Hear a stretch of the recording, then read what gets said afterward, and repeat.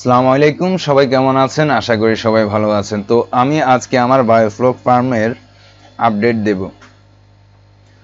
আমার এখানে রুই, কাতল, ব্রিকেট, তারপরে পাঙ্গাস, তেলাপিয়া, তারপরে দেশি পুঁটি, কই মাছ, আরও ছোট কিছু প্রজাতির মাছ আছে। তো সবগুলো আছে এখানে। সবগুলো দেওয়ার কারণ হচ্ছে, আমি প্রথম ভিডিও যারা দেখেছেন তারা হয়তো জানেন, আমি বলেছিলাম যে আমার এই পন্ডে যদিও 25,000 লিটার পানি ধারণ ক্ষমতা, আমি এখানে প্রায় 8,000 পিস মাছ ছেড়েছি। এর ভেতরে সবচেয়ে বেশি দিয়েছি তেলাপিয়া, এরপরে আপনার এই যে রুই, ব্রিগেড বা কার্প জাতীয় যে মাছগুলো, সেগুলো দিয়েছি আমি পরীক্ষামূলকভাবে। হয়তো অনেকে এত বড় পন্ডে করে না, আমি করার কারণ হচ্ছে যে আমি এখানে যে খরচটা করলাম হয়তো আমার সেটি উঠে আসবে, এবং আমি একটু বড় সাইজের মাছ ছেড়েছি। তো এখন প্রায় 1 মাস 5-6 দিন হয়েছে, আমার মাছগুলো বেশ ভালোই হয়েছে।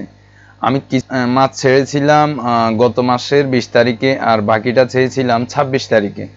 তো সেই হিসাবে আমার আজকে মাছের বয়স 1 মাস 28 দিন প্রথমগুলো, আর যেগুলো 26 তারিখে ছেড়েছিলাম সেগুলো 1 মাস 2 দিন। দেখতে পাচ্ছেন রুই। আমি এখানে এই ফার্মটি করার পরে মোটামুটি ইনশাল্লাহ আমার মাছ সম্বন্ধে ধারণা হয়ে গেছে যে বায়োফ্লক সিস্টেমে কোন মাছ ভালোভাবে চাষ করা যাবে।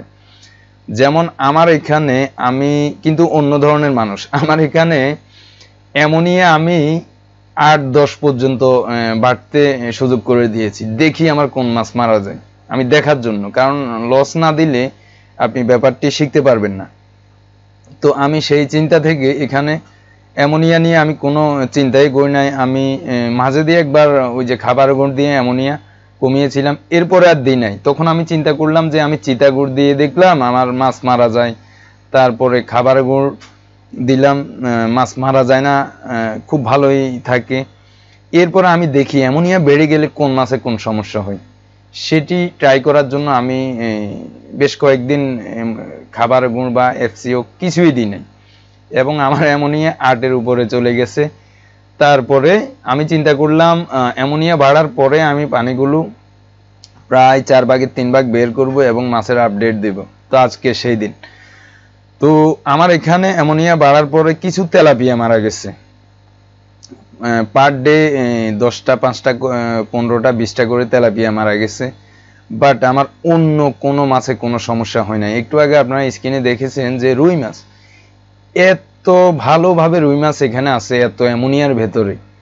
এরপরে এই যে আমি এখানে এর আগে যে ভিডিওতে দেখিয়েছিলাম চিটাগুড় অ্যাড করলে মাছের সমস্যা হয়, মাছ বেশি উঠে মারা যায়, কিন্তু আমার একটা রুই মাছ বা ব্রিকেট, তারপর পাঙ্গাস, ইভেন আমার এখানে দেশি জাতীয় কিছু মাছ আছে যেমন পুঁটি মাছ, তারপরে ছোট যে কিছু মাছ থাকে পুকুরে, সেই মাছগুলো পর্যন্ত আমি এখানে দিয়েছি। কারণ আমি কোনো কিছু যদি আমার মাথায় ঢুকে আমি এটা শেখার চেষ্টা করি, আর যেহেতু আমি এটাকে পেশা হিসেবে নেব, তো এখানে কোন প্রজাতির মাছ কেমন হয়, এবং পানির যে অ্যামোনিয়া বাড়া সত্ত্বেও তারপরে যে অন্যান্য যে ক্রাইটেরিয়াগুলো আছে, এগুলো যদি প্রবলেমও থাকে, যে কোন কোন মাছে বেশি সমস্যা হয় কোন মাছে হয় না, আমি জিনিসগুলো জানার জন্যই এই ব্যবস্থা করেছি। অর্থাৎ আমার এখানে লস হলেও আমার জিনিসটা জানা হয়ে যাবে। এই যে দেখুন আমার এখানে কিছু মাছ আছে, এগুলো আমি ওই যে প্রথমে চিতাগুড় দেওয়ার পরে সব মাছ এখান থেকে ওইখানে বের করছি। তো এরপরে এখানে কিছু মাছ তুলে রাখছি শুধু পানি দিয়ে। আমি দেখলাম শুধু পানি দিয়ে মাছের কি অবস্থা হয়। এই যে দেখুন কাতল, কাতল কিন্তু একটু দুর্বল প্রজাতির, অর্থাৎ এই বায়োফ্লকের জন্য। বাট রুই না, রুই, পাঙ্গাস, ব্রিগেড এগুলো না, এগুলো খুব ভালো হয়। তারপর কই মাছ আছে কিছু, সেগুলো অনেক ভালো। তো যাই হোক, এখন এই যে কিছু লোক আপনারা লক্ষ্য করবেন যে টারপলিন সেল করে। আমি চ্যানেলটা না বললাম না থাক, আপনারা জানেন যে ওই টারপলিন ভালো না, টারপলিন থেকে কেমিক্যাল উঠে মাছ মারা যায়। আরে ভাই, শুধু নর্মাল প্লাস্টিক দিয়েও তো অনেকে মাছ চাষ করতেছে। টারপলিন বলেন, প্লাস্টিক বলেন, যেটাই বলেন, এটা পানিটা ধরে রাখে। আর যেগুলো বাইরের টারপলিন বিদেশি, সেগুলো শক্ত, অর্থাৎ এটি আপনাকে যদি 3 বছর সার্ভিস দেয় সেটি হয়তো 6 বছর সার্ভিস দিবে, কিন্তু সেটির দামও দ্বিগুণ। ইন্ডিয়া কলকাতার চ্যানেলগুলোতে আপনারা দেখেন সাধারণ নরমাল প্লাস্টিক দিয়ে তারা বায়োফ্লক করতেছে। এখন প্রথম অবস্থা যদি আপনি সবার তো আর পুঁজি সমান না, আপনার যদি পুঁজি সংকট থাকে আপনি এই তারপলিন চায়না, থাইল্যান্ড, দেশি যেটাই বলেন আপনি যে কোনো তারপলিন দিয়ে করতে পারেন। আমি চ্যালেঞ্জ করলাম, চিতাগুনের কারণে আমার কিছু মাছ মারা গেছে, সেই নিয়ে আমি একটা ভিডিও দিয়েছিলাম। আর আপনারা যদি একটু চিন্তা করেন, চিতাগুণ কিন্তু ময়লা, ওই যে যেখানে গুড় তৈরি হয় সেখানে যে মেশিনের আশপাশে বা নিচের পায়ের ফ্লোরের সব কাদাগুলো তুলে ওইগুলাই হচ্ছে চিতাগুড় গরুকে খাওয়ায়। এবং এর আগে আমি একটা ভিডিও দিয়েছিলাম, ওই যে ইন্ডিয়ান চ্যানেলের একটি ভিডিওর ক্লিপ পর্যন্ত দেখিয়েছিলাম যে চিতাগুড়ে নাকি পচা আলু বা এই ধরনের কিছু দিয়ে দেয়, কারণ আলুর কেজি 10 টাকা 20 টাকা, চিতাগুড় বিক্রি করতেছে 60 টাকা, সেই কারণে দিয়ে দেয়। তো গরুয়ে খায়, গরুর কোনো সমস্যা হয় না, কিন্তু মাছের সমস্যা হয়।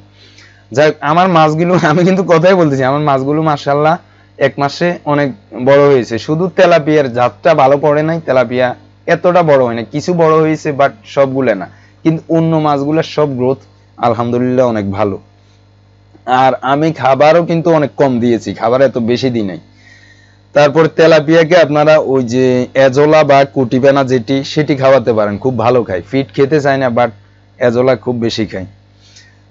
তো যাই হোক, তারপলিন বিষয়টা আপনারা বুঝলেন। আপনারা ভিডিওর নিচে আমার নাম্বার আছে, লাগলে নিশ্চিন্তে নিতে পারেন, নিশ্চিন্তে। আপনাদের যাদের পুঁজি কম তারা এই চায়না, থাইল্যান্ড, দেশি যেটা খুশি আপনারা নিতে পারেন। আপনারা ওই যে মানুষকে বোকা বানানো ভিডিও দিয়ে মানুষকে বোকা বানাবে যে আমারটা পিভিসি এসব কথা শুনেন না। আর যদি আপনার টাকা বেশি থাকে আপনি বাইরেরটা নিতে পারেন। এবং তারা বলে তাদেরটা কোরিয়ান হলে গায়ে কোনো সিল দেখাতে পারবে সে, আমি চ্যালেঞ্জ করব, পারবে না। কোরিয়ান বায়োফ্লকের 1 নাম্বার তারপলিন হচ্ছে অর্চিড ব্যান্ড লেখা থাকবে গায়ে, খোদাই করা ব্যান্ড লেখা থাকবে।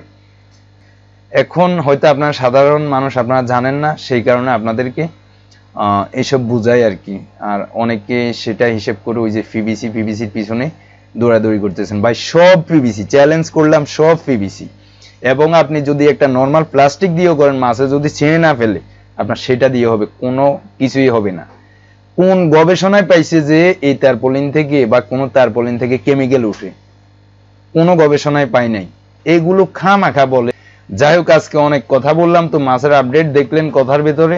ইনশাল্লাহ আমার মাছের গ্রোথ সবকিছু ভালো আছে, দোয়া করবেন, ভালো থাকবেন সবাই। আসসালামু আলাইকুম।